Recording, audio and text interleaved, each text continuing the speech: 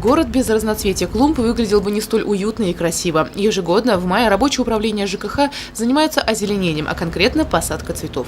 Время для этого выбирают самое благоприятное – раннее утро и поздний вечер. Всего в посадке задействовано 6 человек и 2 единицы спецтехники, обеспечивающей полив.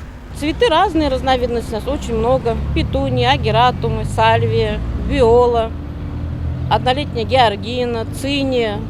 Короче, много, где-то 15, наверное, видов, если не больше.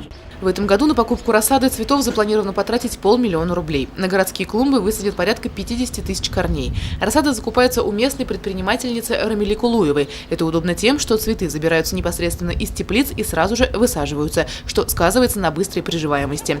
Положительно влияет и тот факт, что трудятся озеленители с большим опытом работы. Прежде чем приступить к посадке, они расчерчивают клумбу по рисунку, учитывая расцветку растений при цветении и их высоту. С настроением-то мы подходим с хорошим. На свой труд смотрим, нам нравится.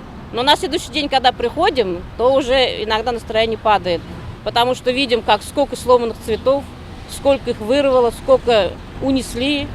Прям жалко, обидно, до слез иногда бывает.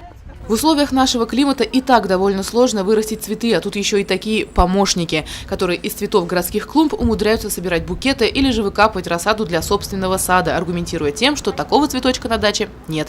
Давайте все же вспомним, что необходимо ценить труд многих людей, задействованных в столь кропотливой работе, и задумываться о том, какие средства вкладываются в красоту городской зеленой зоны. Большая просьба нашим уважаемым сибайцам, чтобы берегли цветы. Это сажается для них, для города. Чтобы было красиво, чтобы гости приезжали, любовались. И не нужно относиться варварски и смотреть, когда люди рвут, нужно какое-то хоть что-то подойти, сделать замечание.